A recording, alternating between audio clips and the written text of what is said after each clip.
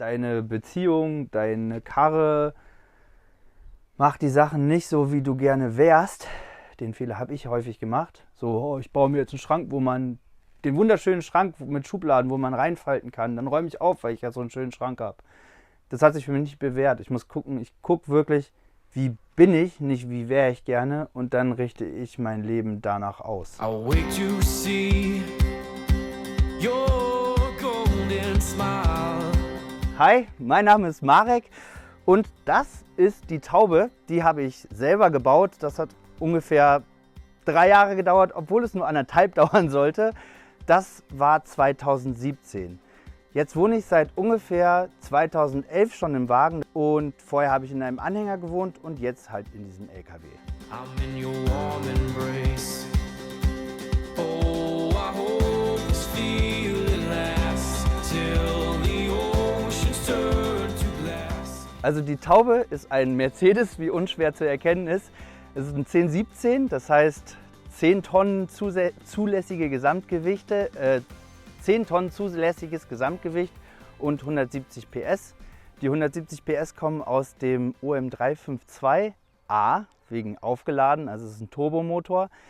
Ich wollte gerne dieses Modell haben, weil für mich ist das NG-Fahrzeug einfach der Inbegriff von LKW. Als ich noch so klein war wie ein Mikroskop, da waren alle Laster einfach NGs. Also jede Straßenkehrmaschine, jedes Müllauto, jeder Betonmischer, alle LKWs waren dieses Modell. Ist für mich irgendwie auch so eine gewisse Nostalgie, aber zum anderen auch einfach, das bedeutet auch einfach, dass es einfach ultra viele Ersatzteile dafür gibt und praktisch jede Werkstatt, die grundsätzlich mit alten LKWs kann diese Karren reparieren und auch die Ersatzteile gibt es über den Kontinent und über den Kontinent hinaus verteilt tatsächlich eigentlich überall noch zu bekommen. Wichtig war mir, dass es sozusagen das erste moderne Fahrzeug von Mercedes-Benz ist. Mercedes-Benz deswegen, weil mein Opa zu mir gesagt hat, Marek, du musst so früh wie möglich aus der Miete rauskommen und wenn du ein Auto fährst, dann sieh zu, dass es ein Benz ist. Das habe ich gleich beides auf einmal gemacht. Und mein anderer Opa hat gesagt, LKWs sind blau. Da war es nicht so schwierig. Tatsächlich ist das nicht mein erstes Fahrzeug, in dem ich wohne. Ich habe vorher in so einem umgebauten Zirkusanhänger gewohnt. Und der war aus Aluminium, so ein Ackermann, vielleicht kennst du den. Der hatte auch Rundungen, so wie die Karre hier. Und ich hatte mir geschworen, das nächste Mal hole ich mir was aus Aluminium, ohne Rundung, das sollte schnell gehen. Ich wollte unbedingt auf die Straße. Ich habe so getan, als wüsste ich, worauf ich mich einlasse. Das wusste ich nicht. Ich sage immer so, alles was aus Holz ist, habe ich gebaut. Und alles was blau ist, habe ich repariert. Also das Ding war ein einziger Sandkuchen. Ich bin relativ früh in den Wagen gezogen, tatsächlich nicht in diesen, sondern in so einen umgebauten Ackermann. Das ist so ein Zirkuspackwagen gewesen. Für mich war einfach damals, ich bin zu Hause ausgezogen, habe ich kurz alleine in der Wohnung gewohnt und bin dann nach Münster gezogen und habe da in der WG gewohnt. Und irgendwie für mich festgestellt, dass WG-Leben nicht so meins ist und vor allen Dingen das Stadtleben nicht so meins. Ich finde es irgendwie geil, in der Nähe von der Stadt zu wohnen, aber jetzt so direkt in der Stadt. Erstmal hat mich das gestört, dass ich selber die Ansprüche, die ich an meine MitbewohnerInnen gestellt habe, denen selber gar nicht entsprochen habe. Und für mich war das irgendwie ein Spannungsfeld, mit dem ich nicht so gut klarkam. Und für mich war deswegen klar, ich will wieder alleine wohnen, aber ich will trotzdem irgendwie mit Menschen wohnen. Und da war für mich irgendwie die Wohnform mit einem eigenen Haushalt und einer sehr erlesenen Nachbarschaft sozusagen, das war für mich irgendwie der richtige Kompromiss. Außerdem wollte ich, dass ich rausgehen kann und direkt vor der Tür bin und nicht so in der Stadtwohnung musste ich mir irgendwie vornehmen, ich musste in den Park gehen, was will ich draußen eigentlich machen? Häufig will ich aber gar nichts draußen machen, sondern einfach nur draußen sein.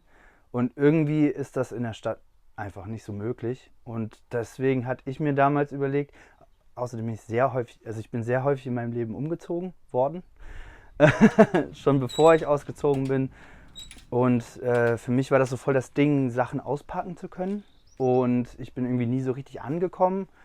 Und in dieser Wohnung, wo ich dann kurz nach meinem Auszug gewohnt habe, habe ich gemerkt, so ja, ich glaube, ich will das erste Mal meine Sachen auspacken. Für mich war das so voll das Event. Kartons, nicht mehr aus Kartons leben. Für mich wurde es irgendwann immer wichtiger. Wir haben so ein Kollektiv gehabt, mit dem wir Partys veranstaltet haben, so Techno-Raves und sowas. Haben auch ein eigenes Soundsystem. Inzwischen haben wir sogar mehrere. Und die mussten natürlich mit auf diese Party. Und deswegen habe ich gedacht, wäre auch ganz gut, wenn man mobil wohnt. Und irgendjemand musste halt das Fahrzeug besorgen. Dann dachte ich, jawohl, ich hole eins. Deswegen hinten auch der Laderaum. Da passt das Soundsystem mit rein und da kann ich dann sozusagen alles damit hinnehmen. Inzwischen nimmt das nicht mehr ganz so einen großen Teil in meinem Leben ein. Da bin ich und meine Gesundheit sind mir da, glaube ich, auch dankbar für. Aber der Laderaum hat sich trotzdem bewährt. Also die Taube hat nicht nur einen Wohnraum, sondern tatsächlich auch einen Laderaum. Ich finde das total super, das hat sich für mich absolut bewährt. Leute sagen mir immer wieder, oder gerade als ich das gebaut habe, haben die Leute gesagt, aber dein schöner Wohnraum, willst du nicht noch einen Meter mehr Wohnraum? Du hast doch so wenig Wohnraum. Ja, stimmt, aber dann wäre das alles auch in meinem Wohnraum und das sehe ich nicht so richtig ein. Außerdem habe ich die Taube ursprünglich mal gebaut, um damit Techno-Festivals zu veranstalten. Und hier passt genau unser Soundsystem rein. Und deswegen brauchte ich natürlich einen Laderaum und am besten einen, der von außen zugänglich ist, weil wenn die Leute nach dem Regen die matschigen Boxen einladen, dann müssen sie das von mir aus nicht unbedingt durch meinen Wohnraum tun und das hat sich für mich absolut bewährt. Also Laderaum kann ich immer nur jedem empfehlen. Außerdem ist der Platz unterm Bett damit viel besser ausgenutzt als alles, was man von vorne machen könnte. Ja, genau. Hier ist mein Motorrad, das habe ich jetzt seit ungefähr 2 Jahren dabei. Das hat sich auf jeden Fall ultra bewährt, weil man will ja dann doch nicht immer in die Stadt reinfahren mit so einem großen Schiff. Und damit kann man dann morgens mal Brötchen holen oder mit der Freundin an den Strand fahren, wenn man jetzt nicht mit dem Riesenschiff irgendwie an den Strand fahren will. Und ist einfach ein bisschen mobiler. Ich muss sagen, das hat mein Lasterleben nochmal auf eine ganz andere Ebene gehoben. Wenn ihr wissen wollt, wie ich das gebaut habe, könnt ihr das gerne auf meinem YouTube-Kanal auch ansehen. Taubenblau. Wir kommen hier auf die andere Seite vom Laderaum. Auch hier voll praktisch, kann man natürlich von beiden Seiten durchladen. Und hier, das ist meine mobile Theke. Die habe ich jetzt hier noch drin. Aber dahinter seht ihr direkt meine super oldschoolige U-Boot-Stapler-Batterie. Die habe ich vor ungefähr 10 oder 12 Jahren aus einem Elektrostapler ausgebaut. Auf dem Schrottplatz und seitdem begleitet mich das Teil auch schon. Ich habe tatsächlich damit angefangen, ich sage immer, ich habe mit Solar angefangen, bevor es cool war und vor allen Dingen bevor es billig war. Also diese Anlage ist jetzt auch locker 10 Jahre alt. Ich war einer der ersten auf unserem Platz, der hier so einen richtigen Sinuswandler hatte. Ich muss zugeben, einer meiner Mitbewohner war noch ein bisschen eher und hatte als allererstes einen richtigen Kühlschrank auf dem Platz. Und da waren alle auch richtig neidisch und haben ihn auch Sonnengott genannt. Und dann dachte ich, ja, da muss ich jetzt aber nachziehen, weil ich habe tatsächlich auf diesem Platz 10 Jahre komplett ohne Strom gewohnt. Also auch jetzt bin ich stromtechnisch noch komplett autark. Langsam gibt die Batterie dann doch ein bisschen den Geist auf und ich sag mal 420 Kilo mit sich rumschleppen ist noch nicht mehr so richtig zeitgemäß im Zeitalter von Lithium-Ionen-Akkus. Deswegen möchte ich dieses Jahr mal ein bisschen upgraden und aus den 420 Kilo und ungefähr 1000 Ampere-Stunden Nennleistung, also hat die nicht mehr, sollen jetzt 42 Kilo werden und auch ungefähr 10 Kilowattstunden Nennleistung. Was für mich manchmal eine Herausforderung ist, in der Taube zu leben, ist, glaube ich, gleichzeitig auch das, was es so besonders macht. Ich glaube, das sind so 2 Seiten derselben Medaille. Also zum Beispiel, ich habe natürlich nicht immer Bock, Wasser hier reinzuschleppen. Ich habe nicht immer Bock, darauf zu achten, dass gut, das muss ich inzwischen nicht mehr, weil meine Stromanlage echt gut geworden ist, aber ich habe auch nicht immer Bock darauf zu achten, dass ich jetzt genug Strom in der Batterie habe, aber diese Selbstwirksamkeit sozusagen, dieses Feedback, das mir mein Zuhause sagt, ey, diese Ressourcen, die du da anzapfst, die sind auf irgendeine Form auch endlich und es gehört auch was dazu, sich die zu besorgen. Das macht es mir einerseits bewusst und das finde ich tatsächlich auch was Gutes, aber die Repro-Arbeit, wie man das so schön sagt, die ist einfach in so einem Wagen deutlich höher. Das habe ich gerade während meines Studiums gemerkt, so andere Leute gehen nach Hause, die schalten das Licht an, nehmen sich einen Teller aus der Spülmaschine, gehen warm duschen, setzen sich an ihren Laptop und machen Hausaufgaben. Und da liegt bei mir noch so ein Rattenschwanz dazwischen. Dann ist es kalt im Winter. Früher hatte ich auch keine Dieselheizung. Dann kommst du rein, ist es kalt, du musst erstmal warm machen, dann ist das Wasser kalt. Und ich finde es nicht schlimm. Ich habe mich da ja jetzt in den fast 15 Jahren auf jeden Fall dran gewöhnt und vermisse es auch, wenn es nicht mehr da ist. Aber es ist auch gleichzeitig ein bisschen Pain. Also das will ich schon sagen. Und jedes Jahr TÜV machen ist auch nicht immer geil, sage ich mal. Ich habe, glaube ich, ein cooles Gentleman's Agreement mit meinem TÜVer des Vertrauens, der mir sagt, deine Karre muss sicher sein. Also hier gibt es keine groben Fehler, aber sowas wie wenn so eine Manschette so an der Verschleißgrenze ist, dann legt er mir deswegen nicht die Karre still, sondern er gibt mir dann eine Hausaufgabe fürs nächste Jahr mit. Und bis jetzt, Hand aufs Herz, habe ich jeden Mängel, den er mir aufgeschrieben hat, auch immer gemacht. Und dann sieht er, ich mache den Kram. Und dann sagt er, okay, dann zum Beispiel zu diesem Jahr muss ich die Motorenaufhängung neu machen. Die sind jetzt schon ein bisschen ausgeschlagen, aber deswegen fährt das Fahrzeug, deswegen ist es trotzdem sicher. Und ich vermute so ein bisschen, nächstes Jahr sind die Stoßdämpfer dran. Genau so. Also das ist dann schon manchmal ein bisschen nervig, vor allen Dingen, weil es auch auf YouTube überhaupt nicht gut ankommt, Sachen zu reparieren. Geschweige denn, das ist halt auch einfach. Es macht Spaß, aber es nervt auch. Also das sind schon so ein bisschen Painpoints. Tanken ist auch nicht so geil. Macht Spaß, aber das Bezahlen ist scheiße. Willkommen in der Casa Taube. Das ist mein Wohnraum. Bei meinem Wohnraum war es mir super wichtig, dass ich den Fahrzeugcharakter erhalte. Also ich wollte, dass man hier sieht, dass man in einem Auto ist und nicht irgendwie so eine Chimäre aus Wohnungen, Bauwagen, weiße Wände, das war mir nix. Der ganze Innenaufbau ist so aufgebaut, dass man immer, also so an diesen Hauptorten immer in die Tiefe des Wagens guckt und nie zum Beispiel orthogonal zur Fahrtrichtung, damit der Raum sich einfach ein bisschen größer anfühlt. Dabei hilft natürlich auch, dass das Ding hier ein Aquarium ist. Also alles voller Glas, es ist hier ultra hell drin, wie man sieht. Und damit der Raum sich noch größer anfühlt, in die Tiefe, habe ich hier waagerechte Elemente vor allen Dingen gewählt und auch mit Kontrasten gearbeitet. Das heißt, von unten nach oben wird der Wagen heller. Man fühlt sich dann sozusagen, als würde sich der Raum nach oben öffnen. Und dann ist der Wandaufbau gestaffelt in einer glatten Fläche, wo alle mit ihren Patschehändchen dran rumfummeln können und man das gut abwischen kann. Und dann gibt es hier dieses Holzelement, was einfach ein bisschen wohnlicher ist und auch nochmal diesen Fahrzeugcharakter von draußen aufgreift. Ich finde diesen Kontrast echt super geil und ich mag auch einfach blau, wie man sieht. I wait to see your golden smile, feel of 1,000 kisses. Oh, please stay a while. Ich bin gelernter Maschinenschlosser. Da habe ich aber nur kurz drin gearbeitet. Dann habe ich relativ schnell so mein Abi nachgeholt und erstmal das gemacht. Dann war ich sehr viel reisen und habe halt diese Festivals veranstaltet. Das hat aber nie wirklich viel Geld abgeworfen. Das habe ich vor allen Dingen reingeholt, indem ich Veranstaltungen aufgebaut habe, so Technikkram. Dann habe ich sehr viele Messen aufgebaut. Ich habe aber auch Auftragsarbeiten gemacht als freiberuflicher Handwerker. Also ich habe zum Beispiel so ein Soundsystem für so einen Multimedia-Künstler gebaut. Das wurde auch ausgestellt auf der Ruhr.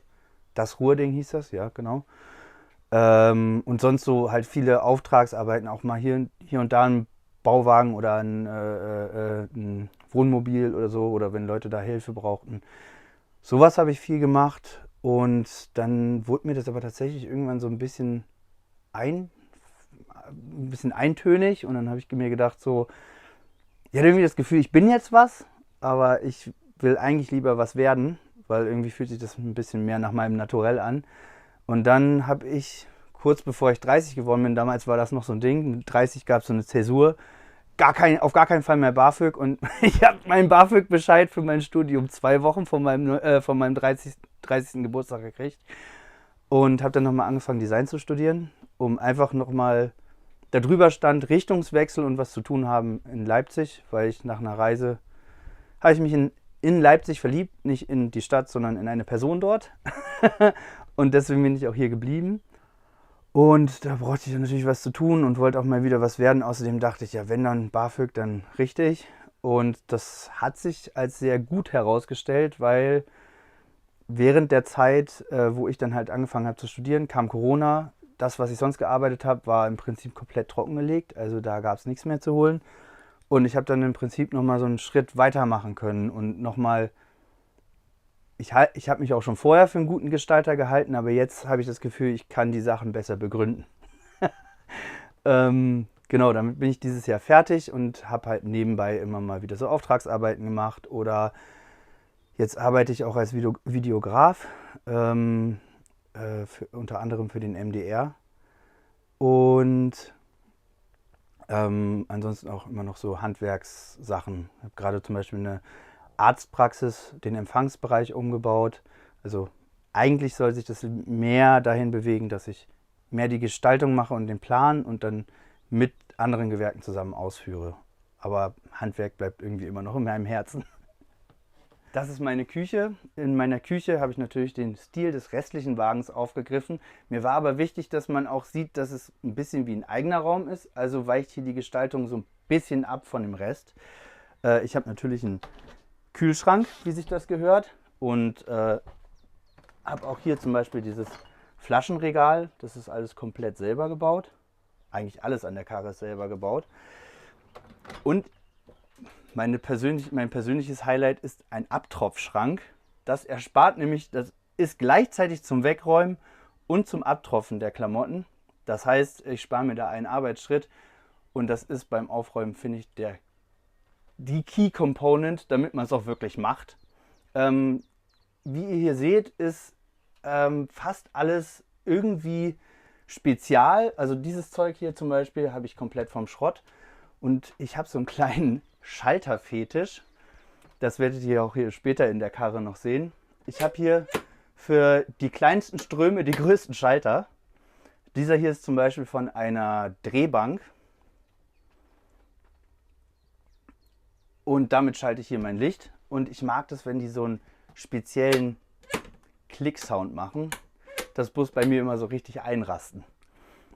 Ich koche natürlich auf Gas, aber mit der neuen Solaranlage möchte ich mir zusätzlich noch eine Induktionsplatte einbauen, weil ja, Gas, wenn man schon 20 Liter Diesel verbraucht, muss ja nicht noch so viel Gas dazukommen. Das hier ist nicht nur eine Theke und eine zweite Schneidefläche für die Küche, sondern damit kann man auch Musik machen, es in Platten auflegen. Es ist ein bisschen dreckig, da muss ich auf jeden Fall nochmal sauber machen. Aber das könnt ihr dann auf Taubenblau sehen, wie ich das Ding renoviere. Also ich bin sehr viel mit der Taube gereist. Ich bin in der Ukraine gewesen, als da noch kein Krieg war. Ich war in Rumänien, eigentlich in fast allen Staaten östlich von Deutschland, die mehr oder weniger zu Europa gehören. Bin da auch jedes Jahr hingefahren, also unter anderem, weil wir da Festivals veranstaltet haben, aber auch einfach und dazwischen halt immer Reisen. Und für mich gibt es so einen Unterschied zwischen Urlaub und Reisen. Reisen gibt es nicht so eine feste Zeitspanne, ab wann das losgeht, aber ich finde so, wenn man sowas fühlt wie Reisealltag, das heißt, wenn man wirklich unterwegs wohnt und nicht einfach unterwegs ist und sich so viel Input wie möglich reinballert, sondern wenn man jetzt zum Beispiel mal 2 Wochen in der Nähe von der Stadt steht und vielleicht auch Leute kennenlernt oder irgendwie mehr von dem Land oder von der Umgebung, wo man halt gerade ist, aufnimmt als, sag mal, die Attraktionen oder das besondere Essen, sondern dass man in ein Restaurant wiederkommt und die Leute sagen, ach, hi, hey, na, wie geht's? Bin früher viel auch so im Konvoi gereist, das mache ich nicht mehr. Für mich hat sich das bewährt, immer mal wieder auf Leute zu treffen und dann wieder abzuspalten und dann mit einer stabilen Reisegang zu fahren. Wir machen das häufig so, dass wir halt, man kann hier mit relativ vielen Leuten drin pennen. Ich mag das am allerliebsten, wenn die Leute nicht in meinem Wohnraum pennen und wir den Wohnraum eigentlich nur nutzen als Wohnzimmer und Küche. Aber man kann super im Laderaum pennen, man kann super vorne im Führerinnenhaus pennen und zur Not auch hier auf dieser umgelegten Couch, aber viele nehmen sich dann auch ein Zelt mit und ist zwar nicht ganz erlaubt, aber wir sind auch schon mit 8 Personen hier gefahren. Mein Tipp für die Grenze, immer sagen Camping, Caravan. Die meisten finden das okay. Das ist der Kern meiner Behausung. Also einmal hier mein Wärmespender, das ist ein Jotol 602, mein absoluter Traumofen. Das Tolle an dem Ofen ist, dass man ihn vor allen Dingen sehr gut runterregeln kann. Ich sage immer, warm kann jeder Ofen, aber kann ein Ofen auch 23 Grad und zwar durchgehend, wenn es draußen noch nicht so richtig kalt ist. Dieser kann es. Hat lange gedauert und dann habe ich mir irgendwann in einem Norwegen-Urlaub diesen Ofen mitgebracht und der begleitet mich seitdem. Ich liebe diesen Ofen, aber habe ihn trotzdem noch mal ein bisschen ergänzt um eine Dieselheizung, wie ich die eingebaut habe. Kann man auch auf meinem Kanal sehen. Und ich muss sagen, die Kombination aus beiden, das ist wirklich ein Traummatch. Hier oben habe ich eine selbstgebaute Ofenklappe aus einem alten Zahnrad und 2 Griffen von einer Drehbank. Sehr viele Sachen, die ihr hier seht, sind tatsächlich vom Schrottplatz, weil ich hatte einen sehr heißen Draht zu einem Schrottplatz in meiner Heimatstadt, sage ich mal. Ich will jetzt nicht sagen, wo, weil dann rennen da alle hin. Genau auf diesem Schrottplatz habe ich auch einen Großteil meiner Schalter gefunden. Und zu jedem Schalter gibt es hier auch eine spezielle Geschichte. Zum Beispiel dieser hier. Das ist ein Notausschalter, den ich umgebaut habe auf Not an. Also so kann man die Lampe ausmachen und so geht sie an. Bei diesem Schalter bin ich auf den Schrottplatz gekommen und habe an einer Tiefziehpresse, die stand so ungefähr 50 Meter von mir entfernt und dieser Schalter lag da wie so eine Perle in der Grotte von Indiana Jones und ich war so, du kommst mit. Bin hingegangen, habe das Ding relativ kompliziert ausgebaut und zu Hause habe ich dann mir überlegt, wie kriege ich das denn jetzt hier dran?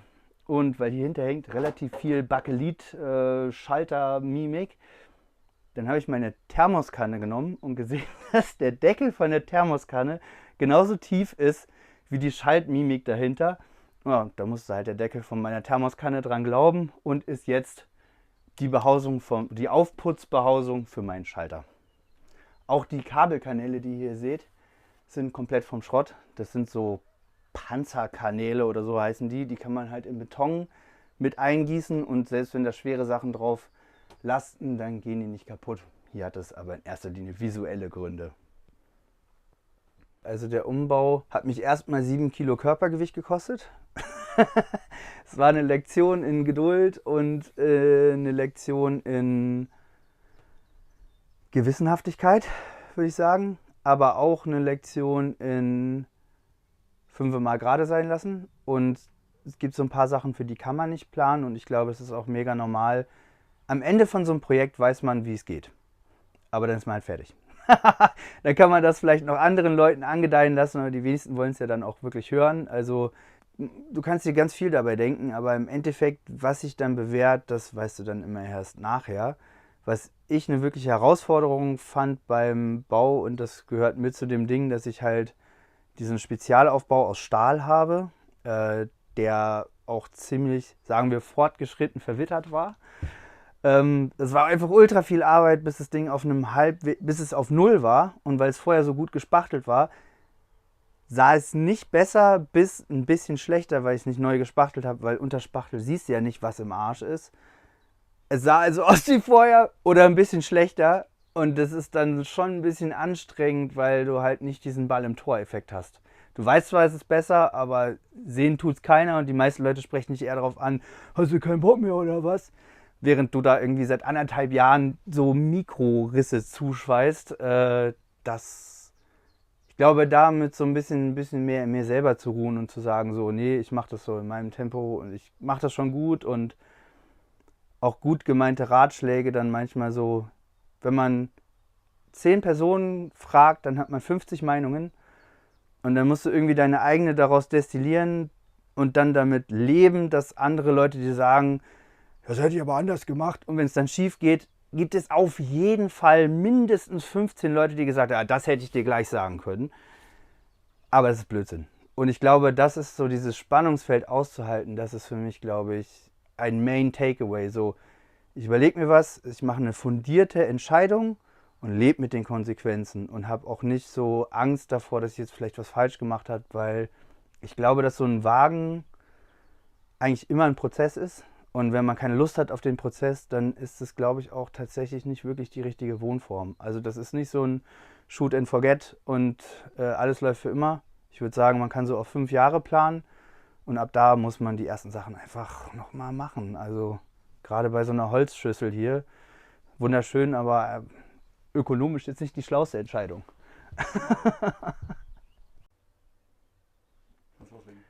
Diesen Schalter habe ich tatsächlich im Tausch gegen einen anderen Schalter bekommen, weil ich einen Schalter hatte, den jemand brauchte für seine Drechselbank, der genau da drauf gepasst hat. Und dafür hat er mir, angeboten, im Austausch diesen hier zu geben. Seitdem schalte ich damit diese Lampe, die sich über meiner Werkbank befindet, die alle Freunde von mir Wickelkommode genannt haben. Und deswegen nenne ich die jetzt einfach auch so, weil wenn man sich selber verarscht, wird man weniger verarscht. Bei mir ist alles auf Hängern, sogar meine Hosen sind immer auf Kleiderbügeln, weil man kann auf Kleiderbügeln seine Klamotten auch trocknen. Und bei mir gibt es so ein Prinzip, alles, wo ich einen Schritt mehr brauche, das mache ich nicht. Deswegen auch keine Tür, weil ich kann mir entweder aussuchen, eine schöne Tür und Klamotten falten. Das heißt, bei mir im Umkehrschluss, alles liegt auf der Couch.